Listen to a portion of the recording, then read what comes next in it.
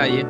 El día de hoy vamos a hablar sobre El Mago de Oz. Efectivamente, la semana pasada hubo una proyección de la película y mi interés el día de hoy es hablar sobre todo sobre simbolismo, los símbolos ocultos, entre comillas, que podemos encontrar en esta película. En realidad hay un libro que se llama El Mago de Oz. em, pero evidentemente hoy en día es mucho más conocida la película. Es una película que se estrenó en 1939, es decir, el mismo año en que inició la Segunda Guerra Mundial en Europa. La película se estrenó en Estados Unidos. Hay muchos datos curiosos con relación a la película, porque hoy día es considerada una de esas películas de culto que le dicen. Es decir, una película que para los fans del cine y de la cultura un poco pop contemporánea es una película que hay que ver, ¿ya?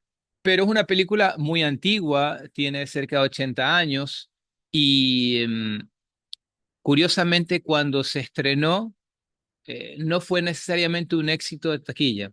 Fue una película muy costosa que la produjo esta casa productora que se llama la Metro Golden Mayer y no recuperaron necesariamente la inversión inicial y tuvieron que pasar cerca de 10 años, hubo varios reestrenos hasta que la película se hizo más conocida y luego pasó a la televisión y se comenzó a proyectar en la televisión todos los años y poco a poco se convirtió en una película de culto. Eh, es una película que no estamos llegando ni siquiera a la década de los 40, estamos todavía en los 30, finales de los años 30, en Estados Unidos. Se está saliendo de la Gran Depresión, que fue en los años 30. La situación no es necesariamente como la conocemos en la actualidad, es decir, un país muy fuerte, por lo menos económicamente hablando, sino que la situación no era necesariamente muy sencilla. Eh, es la época del Technicolor, aparece el cine a color, ya hay películas a color y de cierta manera se aprovecha este recurso que anteriormente no estaba a disposición y nos encontramos con películas muy vistosas a nivel del color y eso lo vamos a observar en la película específicamente hablando. Em, como les decía, producida por la Metro Golden Mayer. Fue nominado a varios premios Oscar, una canción también que es muy famosa, que la canta la actriz de la película, que es Judy Garland, que se llama Somewhere Over the Rainbow, que es muy conocida todavía hoy, una canción muy bonita, la escuchamos en un rato más si tenemos tiempo. Eh, y bueno, a nivel de credenciales, es uno de los pocos filmes considerados Memoria del Mundo por la UNESCO y en 1989 fue considerada eh, como un hito cultural, histórico y estéticamente significativo por la Biblioteca del Congreso de Estados Unidos. Entonces es una película que a lo largo de los años se ha ido ganando sus reconocimientos. Hay muchos cuentos, muchas leyendas urbanas relacionadas con la película. El objetivo del día de hoy no es hablar de las leyendas urbanas, eh, pero sí es efectivamente una película que en su momento marcó la época, eh, que generó discusión, que fue la plataforma para un sinnúmero de mensajes simbólicos, pero también políticos, ¿ok? Y claro, depende de las interpretaciones luego, después. Y y bueno, la catapulta también para esta actriz que era una adolescente todavía en esa época, Judy Garland, que tenía 15 años, que fue elegida para hacer la película y que se pone sus zapatos rojos y encanta a la audiencia con este personaje inocente y con esta voz encantadora que tiene también cuando canta, ¿no? Em, la película de cierta manera tiene un tono surrealista, es la época del surrealismo también y nos vamos a encontrar con imágenes de fantasía, muy de sueños, muy de otro mundo. Em,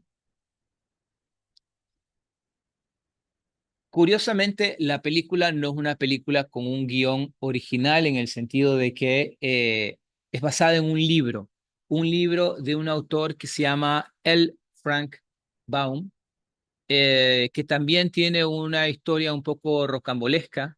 Es un personaje que, bueno, estudió en lo que, en la casa, es decir, tenía tutores en la casa y luego fue a la academia militar, pero no le gustó la academia militar, salió de la academia militar, se casó y puso varios negocios a lo largo de su vida. Nunca le resultaban y siempre tenía que regresar a la escritura. eh, Así como tuvo negocios fracasados, tuvo libros fracasados, ¿no? Y se dedicaba, perdón, a editar periódicos. Muchas idas y venidas, económicamente hablando, era una preocupación permanente para él. Pero en medio de todo eso ahí, en el año 1900, escribe este libro que es El Mago de Oz. Y efectivamente fue también la catapulta para él, se hace famoso con el libro. Antes de eso había escrito ya un libro de cuentos infantiles que le había ido más o menos bien, pero cuando escribe El Mago de Oz, realmente se convierte en un autor conocido. Eh, Luego escribe algunas cosas más que no funcionan nunca y tiene que regresar siempre al Mago de Oz. Y curiosamente, hoy día se conoce el libro, se conoce la película, pero en realidad hay toda una serie de libros relacionados con el mundo de Oz, con el país de Oz, que no son conocidos para nada, que los escribió él. Entonces era como una saga, tiene como 10 libros o algo así, ¿no? Entonces eso de las sagas no es nuevo, ya existía en esa época porque el autor se agarra del hilo de la historia para crear más historias, más historias, más historias con un sentido más económico que otra cosa. Pero en todo caso, en el año 1900, es decir, comenzando el siglo XX, se publica El Mago de Oz. Eh, es decir, que es una historia bastante antigua. De hecho, él no alcanza a ver la película porque la película es de 1939 y él fallece en el año 1919, no, al cierre de la Primera Guerra Mundial. Eh, Ahora, la película está basada en el libro, es muy fidedigna, pero evidentemente hay muchos cambios, hay muchos aspectos que no son necesariamente exactos como el libro. Nosotros vamos a hablar hoy día sobre todo sobre la película, que es la más conocida, pero en esencia la historia es la misma. Y hay cambios como, por ejemplo, que los zapatos de Dorothy, que es el personaje principal, son de color rojo y en el libro son de color plateado, etcétera, ¿no? Ese tipo de detalles, por decirlo de alguna manera. Em, y vamos a dejar que se ocupen de la puerta eh, y nosotros seguimos con lo nuestro. Entonces, les decía que es un libro interesante con una historia que tiene un sinnúmero de elementos simbólicos y otro elemento más con relación al libro que de cierta manera es muy importante. Y es que es considerado tal vez la primera historia de cuentos que toma como referencia el Nuevo Mundo y no tiene referencias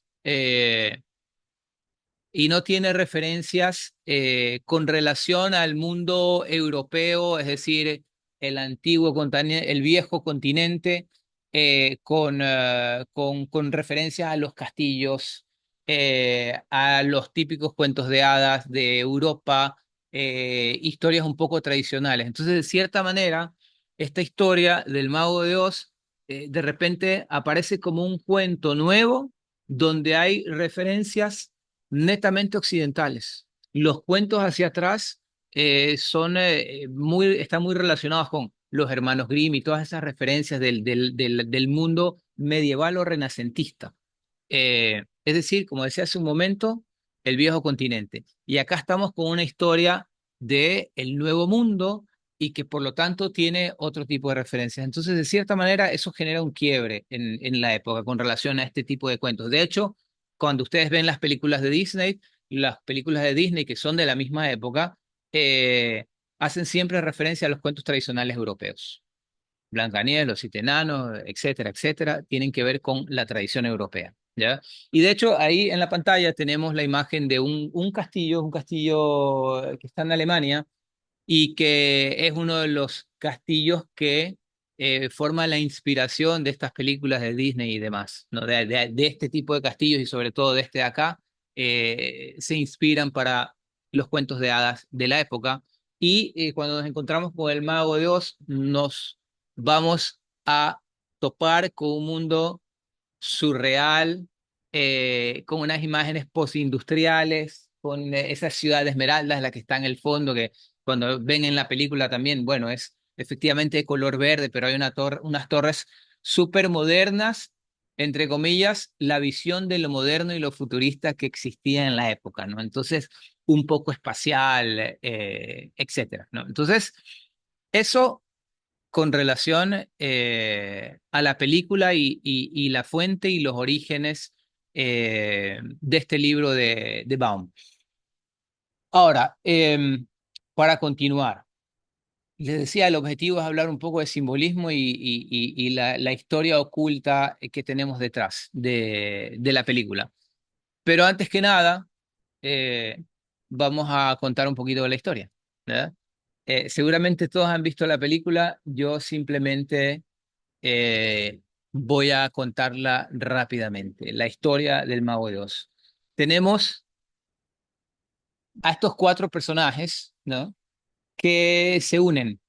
Pero en realidad todo comienza en un mundo en blanco y negro, sepia, en realidad, es decir, es un tono, no es blanco y negro, sino ese tono amarillento, ¿verdad? Blanco y negro, amarillento. Y resulta que está Dorothy, que es esta niña, una niña casi adolescente, entre niña y adolescente, que es muy ingenua, que vive con sus tíos eh, por alguna razón extraña, en esa época los niños nunca vivían con sus padres, vivían con sus tíos, ¿ya? Eh, y, Hola, ¿qué tal? Buenas noches. Y bueno, vive con sus tíos en una granja en Kansas, en el campo, y tiene un perrito que se llama Toto. Toto ha mordido a una vecina que es poderosa, tiene tierras y tiene poder en la región. La vecina va donde el sheriff y el sheriff le da una orden para que se lleve al perro porque lo van a ejecutar. Dorothy se pone en rebeldía, evidentemente, porque quiere mucho su perro, se escapa de la casa, se va con el perro, los tíos ni siquiera se enteran, ¿ya? Y cuando se va, eh, se encuentra con uno de estos magos medio farsantes, ¿ya? Pero que en realidad es bueno. Y le cuenta una historia de porque ve una foto de la tía, ¿no? Ella se ha ido de la casa para no regresar, pero ve que en el bolso tiene una foto de la tía y le dice, no, es que como que si fuera un vidente, tu tía está enferma y te necesita, etcétera. Dorothy regresa. eh, y con Toto, pero cuando regresa está llegando un tornado. Ustedes han visto en Estados Unidos, en estas zonas, de repente llegan estas trombas y van arrasando con todo. Y como las casas son de madera, habrán visto en las noticias que se va llevando todo. Entonces, efectivamente llega este tornado y los tíos con los empleados de la granja se meten a una bajo tierra para un refugio y ella no alcanza, ¿ya? Entonces, cuando llega a la granja, se mete en la casa con el perro y llega a la tromba y comienza a llevarse este tornado, se lleva a la casa y comienza a dar vueltas. Ella está metida en la casa, ve a la vecina que iba en bicicleta y de repente esta vecina que está dando vueltas en bicicleta alrededor de ella, todo es surrealista, alrededor de la casa, en medio del tornado, se convierte en una bruja, ¿ya? Y de repente la casa cae. ¡Boom! Y ella abre la puerta y la película mágicamente se vuelve de colores, ¿no? Y se encuentra en un mundo de fantasía, con flores muy coloridas, un paisaje muy colorido en general. Y resulta que afuera de la casa está una hada madrina que llega, ¿no? Y el hada madrina le dice, felicitaciones, acabas de matar a la bruja del este, y en recompensa le da los zapatos de la Bruja del Este, que son unos zapatos mágicos, que son unos zapatos de color rojo, que los ven en la película. Ya los vamos a ver por ahí, hay una foto de los zapatos. De hecho, hay varios pares de esos zapatos. Yo les decía, es una película culto. Hay un par de zapatos, pequeña anécdota, uno de estos pares de zapatos que formaban parte de una colección y valen 2 millones de dólares y se los robaron hace unos años atrás. Y hace como 5 años los recuperaron otra vez. O sea, toda una historia alrededor. Y son unos zapatos de Shakira, ¿no? O sea, de cualquier cosa. O sea, Shakira me refiero a las lentejuelas esas, ¿no?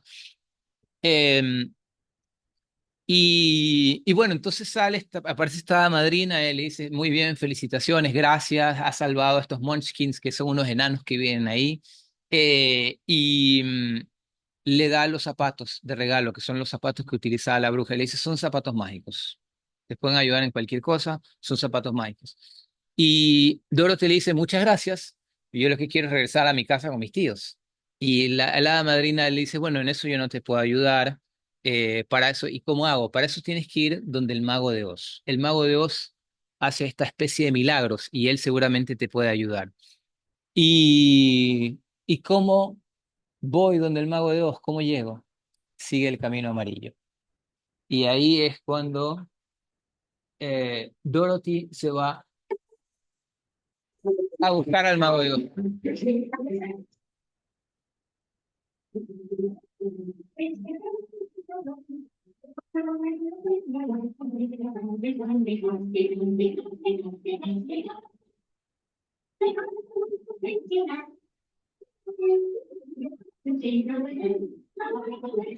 Y cuando va por el camino amarillo, se va encontrando con ciertos personajes.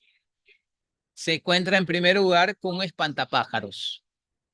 Y el espantapájaros está ahí y bueno, está como espantapájaro y le dice, vamos, y ya les cuento por qué, ¿no?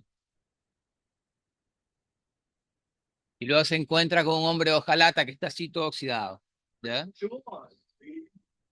Le ponen aceite y el espantapájaros se va con ellos.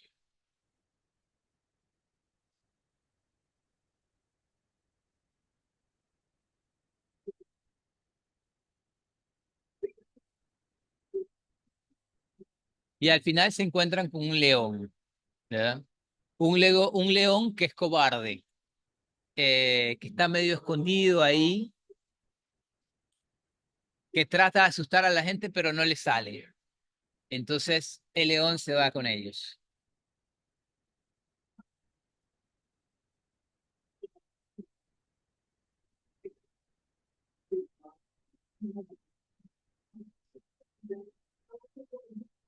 Entonces se encontró poco a poco con estos personajes, que de cierta manera son unos marginados sociales. Entonces, en primer lugar, se encuentra con ese espantapájaros que está ahí colgando y bueno, ¿y qué hace? Soy espantapájaros, pero más o menos nadie me quiere.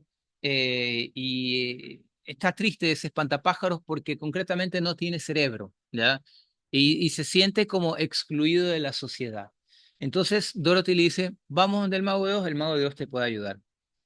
Y sigue por el camino amarillo y se encuentra con ese hombre de hojalata que, como les decía, está, ¿no? Está medio oxidado ahí también, abandonado, y le ponen aceite y le dice, lo que pasa es que yo no tengo corazón. Vamos donde el mago de Oz te puede ayudar. Y finalmente se encuentran con este león que está ahí medio escondido, sale a tratar de asustarlos y Dorothy lo reta por querer asustarlos y el león se pone a llorar y les dice, bueno, es que yo no tengo valor, soy un león, pero no tengo valor. Y Dorothy le dice, vamos a buscar al mago de Oz porque él te puede ayudar. Entonces se van por este camino amarillo a encontrar al mago de Oz. Pero acuérdense que hay un personaje que todavía no se los he presentado, que es la bruja del este. Y es la hermana de la otra bruja. Y ella quiere los zapatos mágicos de Dorothy. Entonces, quiere los zapatos mágicos, pero hay una particularidad y es que no se los puede quitar, ¿ya? En un momento determinado ella se acerca a los zapatos y los zapatos comienzan a salir chispa, no se los puede quitar. Entonces Dorothy se los tiene que quitar voluntariamente y dárselos. Entonces, ¿qué es lo que pasa? La bruja envía un sinnúmero de pruebas, de obstáculos. Por ahí aparecen primero un campo de unas flores perfumadas que los hacen quedarse dormidos. Luego aparecen unos monos voladores, etcétera. Entonces, digamos que son varias pruebas. Y estos personajes van actuando y van ayudándose entre sí y de cierta manera van probando su valía. ¿Ok? Em, Llegan a Ciudad Esmeraldas y el Mago de Oz no los deja entrar y les dice, sí, pero es que yo necesito ayuda porque quiero regresar a mi casa. Y les dice, bueno, ¿sabes qué? Tráeme la escoba voladora de la bruja. Entonces ellos se van a buscar la escoba voladora de la bruja, pero vienen estos monos voladores, se la llevan a Dorothy, a Toto, que es el perro, eh, la encierran, ella quiere que se saque los zapatos, Dorothy no quiere, y bueno, para hacerles corta la historia, en un momento determinado, Dorothy agarra un vaso de agua, un balde de agua, porque el hombre hojalata se está quemando, el espantapájaros se está quemando, y le va a echar y le echa un balde de agua a la bruja y la bruja se comienza a derretir y desaparece la bruja. Y entonces se van con la escoba, estos soldados que trabajan para la bruja están contentos en realidad de que la bruja ya no esté porque los tiene un poco sometidos, le regalan la escoba, se la dan como un presente y regresa donde el mago de Oz. La dejan entrar con sus compañeros al país de Oz, a Ciudad de Esmeraldas, eh, pero resulta que este mago de Oz, que era una imagen así, una cara enorme que flota, una vez más todo surrealista, pero en realidad había sido un farsante. No era ningún mago, era alguien que había llegado ahí un poco por casualidad, iba en un globo y el globo se le hizo un caliche y aterrizó en Ciudad Esmeraldas y estos enanos dijeron, este de aquí es como una especie de Salvador. Entonces tenía a todo el mundo engañado. Y le dice, bueno, entonces, a ver, tranquilidad, ¿cuál es la situación de ustedes? El espantapájaros le dice, es que yo estoy triste porque no tengo cerebro, pero bueno, tú ayudaste a tus compañeros en estas situaciones y le da un diploma de doctorado. Ya, es doctor en ciencias y no sé qué otra historia. Entonces el espantapájaros se pone feliz. Y el león, el hombre de hojalata le dice, yo no tengo corazón. Sí, pero tú tuviste esta especie de empatía también para ayudar a tus compañeros en situaciones de peligro. Y el hombre ojalá te dice, sí, es cierto, ¿no? Entonces le regala un reloj en forma de corazón que suena tic, tic, tic como los latidos del corazón. Y el hombre hojalata se pone contento. Y finalmente León, que al final fue valiente igual, a pesar de que era cobarde, fue valiente y le da una orden al mérito, una medalla. Entonces todos están súper contentos. Y Dorothy dice, sí, sí, pero yo lo que quiero es regresar a la granja de mis tíos. Y dice, bueno, eso no te puedo ayudar, pero yo ya me estoy yendo, porque como ya lo han descubierto, se va nuevamente en su globo. Y le dice, vamos, yo te llevo. Y se va a trepar al globo, o se trepa al globo, pero Toto, el perro, se escapa nuevamente. Entonces, Dorothy se baja para ir a buscar a Toto y ya el mago se fue. Entonces, pero le alcanza a gritar, sí, pero tú tienes los zapatos mágicos, ¿verdad? Y es verdad, ella tenía los zapatos mágicos. Entonces, ¿cuáles son las instrucciones? Tienes que golpear los tacos 3 veces. Y efectivamente golpea los tacos de los zapatos 3 veces y de repente todo el mundo este de colores fantasioso se desvanece y resulta que ella está acostada, se levanta en la casa de sus tíos y de hecho están los peones de la granja y resulta que son los mismos, es decir, el hombre hojalata se parece al uno y el otro se parece al otro y el otro se parece al otro y bueno, eh, la frase final, hay dos frases finales de la película, ¿no? Y las tengo por acá.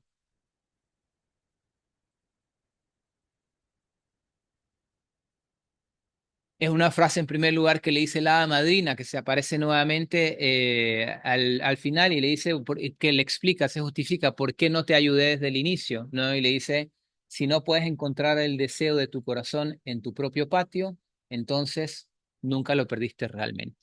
Y la frase de Dorothy es, no hay lugar como el hogar. ¿Ya? Es bueno estar de regreso en el hogar. Después regresamos a conversar sobre estas frases. ¿Ya? Ahora, entonces, hasta ahí la historia. Colorín colorado, este cuento se ha acabado, pasó un zapatito roto, hasta que les cuente otro. Es una película muy simpática, si alguien no se la ha visto, véasela, y si quieren leer el libro, que es un libro para niños, con mayor razón todavía. Em, Ahora, resulta que efectivamente es un cuento, pero tiene un sinnúmero de mensajes que van a ser muy interesantes.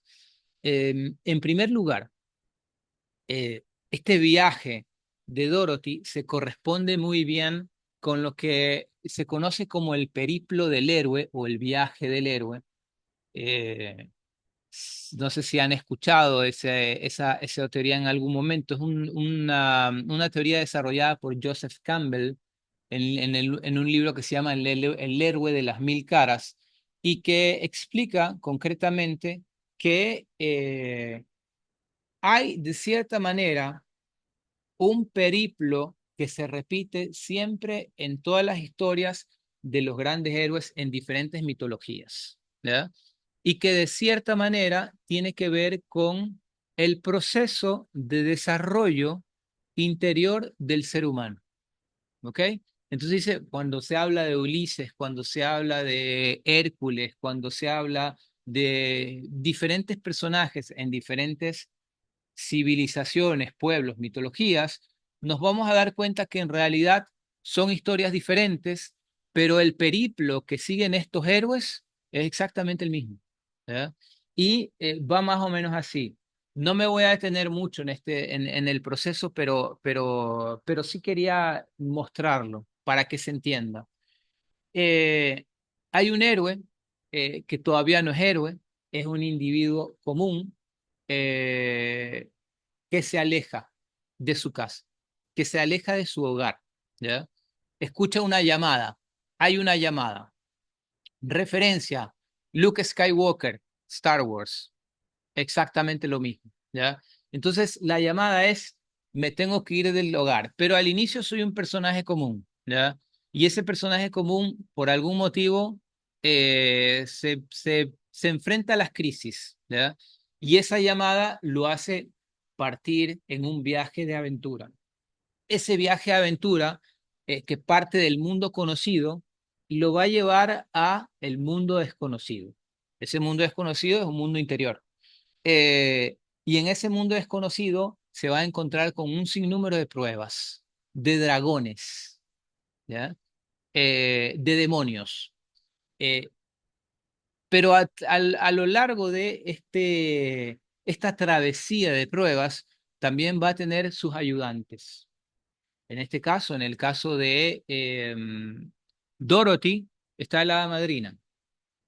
En el caso de Luke Skywalker está Yoda, está Obi-Wan Kenobi, para los que conocen algo de Star Wars y tener cierta referencia. Pero también está en El Señor de los Anillos, por ejemplo, con Frodo, ¿verdad? Este personaje que tiene a Gandalf, ¿verdad? Que es el mago. Y lo vamos a encontrar en Harry Potter. Y lo vamos a encontrar en todas estas películas y estas historias heroicas, nos vamos a encontrar siempre con la misma estructura. Em, y luego de haber atravesado las pruebas, esto se corresponde a un proceso de transformación, un proceso profundo de transformación interna. En un momento determinado toca regresar, ¿ya? Y cuando regreso a la vida ordinaria y tengo que regresar como un hombre ordinario, eh, pero profundamente transformado. Es decir, me convertí en alguien más, ¿no? Entonces, ese viaje me aleja del hogar, me lleva a atravesar pruebas, me voy a encontrar con maestros que me ayudan a atravesar estas pruebas, voy a sufrir un proceso de transformación interna y voy a regresar al hogar nuevamente en la misma posición de cierta manera, pero transformado con una perspectiva diferente. Y eso es lo que va a pasar exactamente con Dorothy. Dorothy sale, va a este mundo de fantasía que es totalmente desconocido, atraviesa un sinnúmero de pruebas, se transforma y de repente se encuentra exactamente en el mismo lugar, pero ya no es la misma persona, es alguien diferente. ¿Ok? Entonces, en primer lugar, hay eso de ahí. Ah, ahora, hay otro elemento bien interesante que con relación a la imagen típica del héroe, Superman, incluso el mismo Luke Skywalker del que estábamos hablando, o los Avengers y compañía, em, resulta que en este caso Dorothy es más un antihéroe que héroe, y sus compañeros también son más antihéroes que héroes. ¿Antihéroe en qué sentido? En que no se corresponde con estos superpoderes que tienen los héroes. Es como el Chapulín Colorado, por ejemplo, ¿ya? ¿Cuál es la magia del Chapulín Colorado? El Chapulín Colorado es un antihéroe. ¿En qué sentido? No es Superman, no es musculoso, grande, fuerte, tiene visión biónica, fuerza extraordinaria, vuela, etcétera. El Chapulín es chaparro, patucho, no es musculoso, es medio torpe, etcétera. Pero curiosamente eh, tiene en cierta manera más valor todavía, porque sin tener poderes especiales y sin ser guapo, logra todo lo que logra. ¿Ya? Para entender a qué me refiero cuando estoy hablando de un antihéroe. Y en el caso de Dorothy es igual. Dorothy es una niña ingenua que vive en una granja y que va y acaba con las dos brujas, que las dos brujas están acosando a este pueblo que se llama Munchkinland, donde viven estos enanos, los Munchkins. Y a todo siembran el terror, ¿ya? Y viene ella con estos compañeros que no tienen las capacidades que deberían de tener y que son de cierta manera, como lo decía hace un rato, unos marginados de la sociedad y logran terminar con las brujas, ¿no? Entonces, de cierta manera, todos tenemos superpoderes. Interesante. Ahora, otro elemento interesante con relación al cuento, y vamos adentrándonos un poco más en aspectos simbólicos, y es que eh, está Dorothy y hay tres personajes alrededor de ella. Eh, pero curiosamente, esos cuatro personajes o esos tres personajes externos forman parte del personaje principal. Es decir, que siempre estamos hablando de un solo personaje. Y de cierta manera podríamos decir que son atributos o funciones del personaje principal. ¿Ya? Y representan algo que le falta o que tiene que desarrollar al personaje principal. En este caso estamos hablando de una niña que tiene que atravesar, que tiene que pasar sus ritos de paso para convertirse en otra cosa, que es una joven. ¿Ya? Estamos en esa etapa. ¿Ya? Eh, y por lo tanto hay que desarrollar ciertas capacidades internas para convertirme en algo más. ¿Ya? Y podríamos decir en una clave simbólica que cada uno de esos personajes simboliza algo, ¿ya? Por ejemplo, tenemos al hombre hojalata, que en términos modernos podríamos hablar de la inteligencia emocional o del manejo de la psiquis. Es decir, está este hombre hojalatas que dice, yo no tengo corazón, pero en realidad sí lo tiene, ¿ya? No conozco bien mis emociones, no sé cómo manejar mis emociones, no sé cómo relacionarme con los demás, pero la capacidad sí la tiene, es decir, el poder latente, las potencialidades sí las tiene, pero no las ha descubierto todavía. Y esa es una parte de las capacidades que el ser humano en este proceso de pasaje de edades de la vida de un lado al otro lado, hay que desarrollar. Y en el mundo actual es muy evidente porque lo que sucede es que como ya no hay ritos de paso en las sociedades tradicionales, es decir, perdón, en las sociedades contemporáneas, en las sociedades actuales, lo que sucede es que la mayoría de las veces la gente se queda colgada. ¿En qué sentido se queda colgada? En el sentido de que no pasan de una edad a la otra. Es decir, el niño no se convierte en adolescente o en joven, o el joven o el adolescente no se convierte en joven, y el joven no se convierte en adulto, y el adulto no se convierte en adulto mayor o anciano, ¿ya?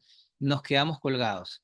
Y tenemos adultos comportándose como niños y ancianos comportándose como adolescentes, porque el proceso no se terminó, ¿ya? Y ese proceso es muy importante, ¿ya? Porque es un proceso de transformación eh, y que te permite dejar un estado para pasar a tu estado natural, que está relacionado con la edad a la que la edad que te corresponde en un momento determinado de la vida. Hay una frase del fundador de Nueva Acrópolis, que es Jorge Ángel Ibraga, en un texto que a mí me llamaba mucho la atención. De hecho, era un texto corto, pero así es el título. Dice, em, para ir a un lugar tienes que haber dejado primero otro lugar, algo así. Una frase que suena muy ingenua y muy tonta, pero que es de total evidencia, ¿no? Para poder ir a otro lugar, tengo primero que haber dejado el lugar de partida. Si yo no dejo el lugar de partida, no me puedo desplazar a otro lugar. Y eso sucede en la dimensión de lo físico, pero también en la dimensión psicológica, en la dimensión de la psiquis, es exactamente igual. Para transformarme y convertirme en alguien más, tengo que haber dejado primero algo. ¿Ok? Y luego está este espantapájaros. Y el espantapájaros de cierta manera responde a otra capacidad que es la inteligencia, el desarrollo de mis capacidades, de esa capacidad que es mucho más que el intelecto y la razón cuando hablamos de la inteligencia. Pero de la misma manera, como ese manejo emocional hay que descubrirlo y hay que desarrollarlo, la inteligencia es exactamente igual, ¿no? Tengo que ir desarrollando y sobre todo tengo que ir descubriéndome a mí mismo para entender cuáles son mis verdaderas capacidades. Y finalmente nos vamos a encontrar con ese león que de cierta manera podríamos decir que se corresponde con el desarrollo de mis propios valores y mis propias virtudes.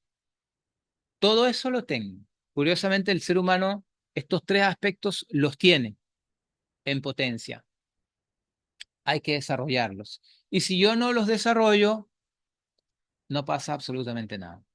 ¿Ok? Entonces, una vez más, estos tres personajes, curiosamente, podrían ser interpretados como uno solo o como una parte no desarrollada o por descubrir del ser humano que está transitando las edades de la vida. ¿Ok? Y bueno, y luego está Dorothy, este antihéroe inocente que va con sus zapatos mágicos y va por el camino amarillo.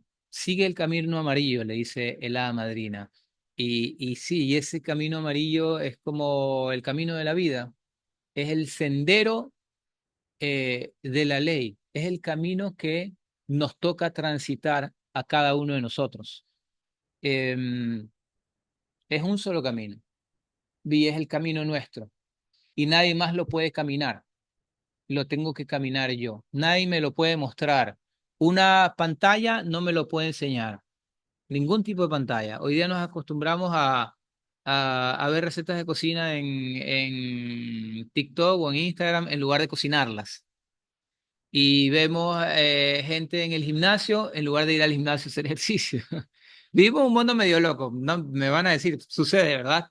Sucede, a veces uno a las 11 de la noche sin poder dormir está viendo gente haciendo ejercicio. Eh, entonces vivimos un poco un mundo extraño, pero lo cierto es que este camino de la vida, que es nuestro propio sendero, que debemos descubrir, eh, nadie ni lo puede descubrir por nosotros, ni lo puede caminar. Eh, en la India le llaman el Dharma, ¿ya? Y ese Dharma es justamente el sendero, ¿no? El camino justo, el que hay que transitar. Y que es un camino individual y un camino colectivo también como humanidad. Eh, y para caminar, Dorothy tiene sus zapatos. ¿Para qué sirven los zapatos? Para caminar, ¿ya? Esos zapatos son sus herramientas. Sirven para caminar, para transitar el camino de la vida, ese sendero único. Y esas herramientas, esas capacidades que son inherentes y que son propias solo de ella, nadie se las puede quitar. Nadie te puede quitar lo que es tuyo, a no ser que tú lo entregues. Pero lo que es tuyo, interno, ¿no? Que es lo que es realmente tuyo, eso nadie te lo puede quitar. El resto no es tuyo. Es decir, tu celular no es tuyo. No es tuyo en el sentido de que es una cosa material que va a terminar, que la compraste y que se va a dañar en un momento determinado. A veces lo apreciamos más que nuestra propia vida, ¿no? Eh, pero nuestras herramientas internas, nuestras capacidades internas, nuestras potencialidades, esas nadie nos las puede quitar. Ninguna bruja, ningún demonio. Son nuestras y nos sirven para transitar ese camino de la vida. Ahora, esta interpretación que estoy haciendo yo, que es una interpretación justamente de los símbolos internos u ocultos que podríamos encontrar en esta historia, es una interpretación, pero no quiere decir que sea la única interpretación, ¿ok? Y habría que preguntarse también si el autor, cuando escribió el libro, estaba pensando en eso o no. A veces sucede con los artistas, que de repente es como que si tuvieran una inspiración, una suerte de posesión divina y comienzan a escribir algo o alguna ópera o qué sé yo. Algunos autores clásicos cuentan en sus biografías que en realidad escuchaban la música en sueños y se levantaban y escribían. Entonces, de cierta manera, la inspiración es eso también. No sabemos si hay un proceso intelectual detrás, pero resulta que esta historia es bastante coherente con relación al manejo del símbolo y con relación al manejo de ese periplo del héroe del que hablábamos anteriormente.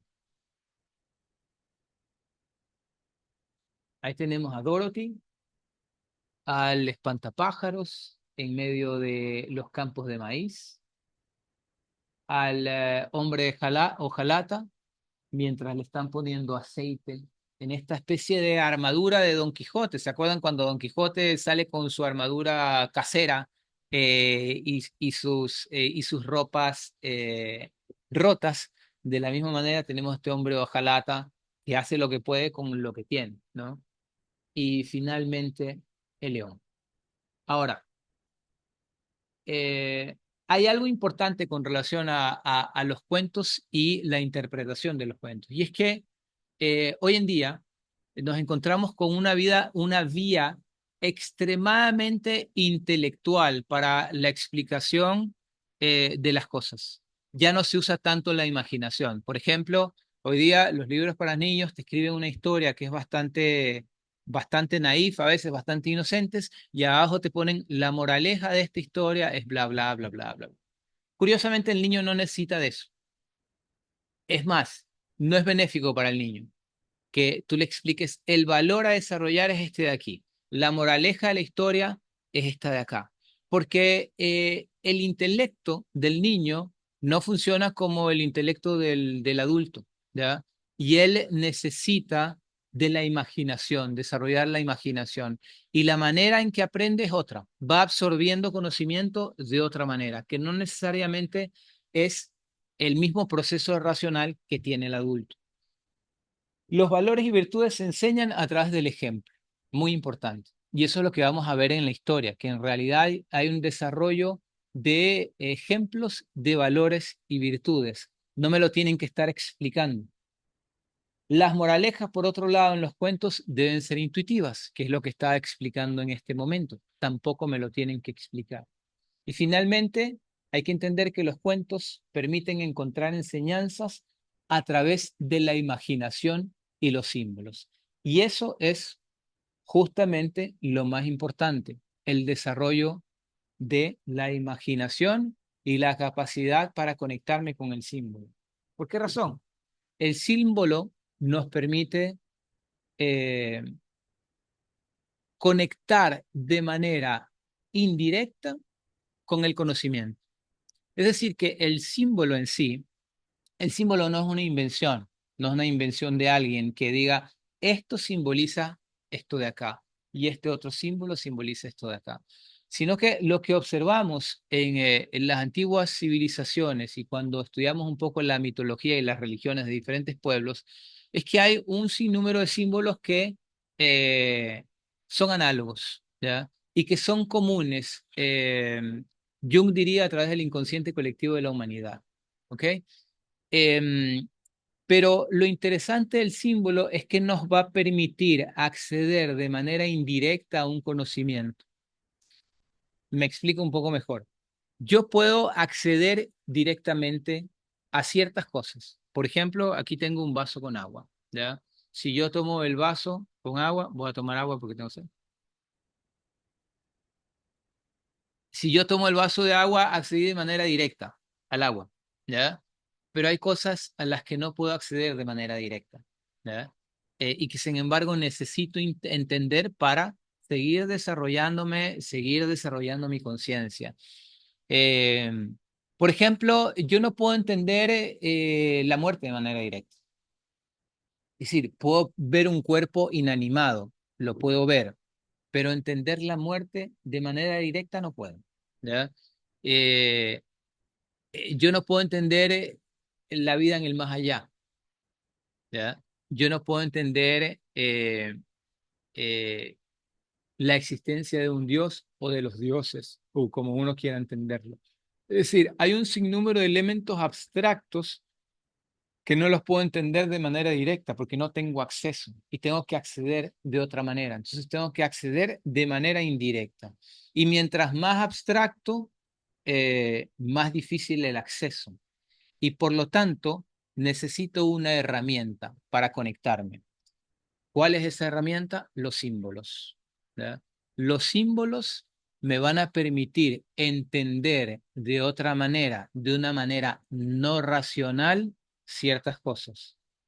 Y como es no racional, no necesariamente lo puedo explicar, pero sí lo puedo entender. Es decir, que hay un conocimiento que puedo integrar.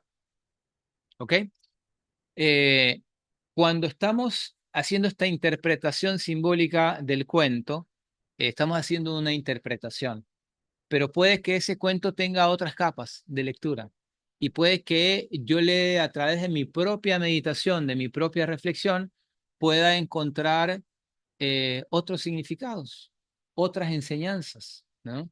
Y eso es un poco la magia de los cuentos y las historias, y es que las podemos leer de diferente manera. Y yo no necesito ni un diccionario ni un manual de instrucciones para entenderlo. Puedo acceder yo personalmente y lograr mis propias interpretaciones. Que ojo, no es racional, una vez más, no es un concepto. Se logra a través de la reflexión.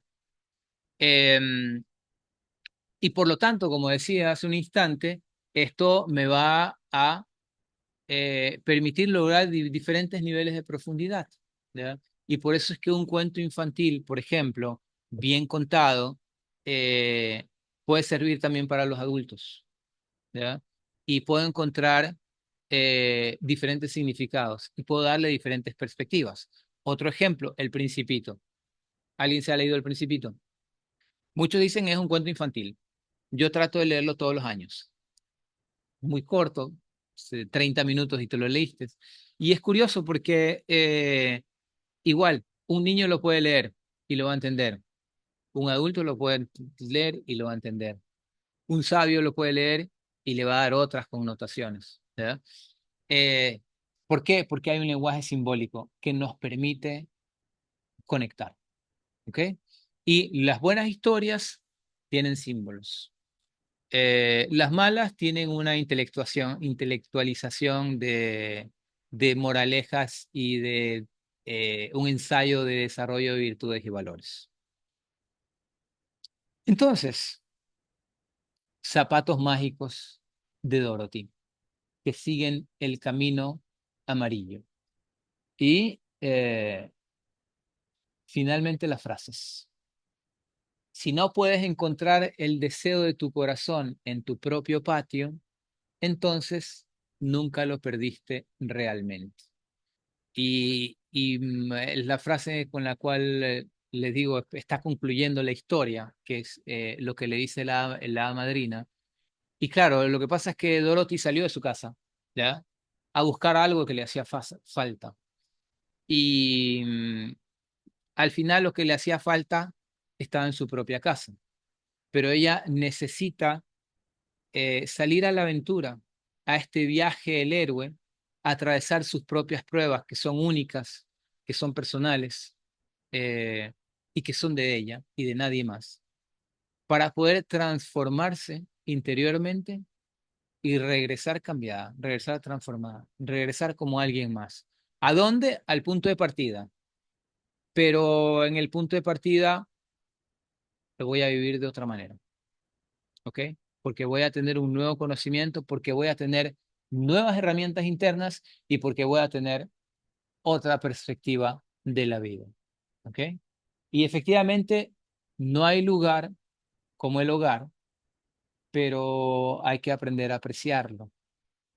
Eh, y para aprender a apreciarlo, hay que salir a vivir esa aventura que es la vida y a descubrir ese camino, que es nuestro camino propio, que es a la vez un camino único y a la vez el camino de todos, porque la humanidad, así como cada uno de nosotros individualmente tiene su propio camino y sus propias pruebas, la humanidad en su conjunto tiene sus propias pruebas y su propio camino como humanidad. Y para cerrar, entonces, vamos a poner la famosa canción. Y luego, si tienen preguntas, vamos con las preguntas.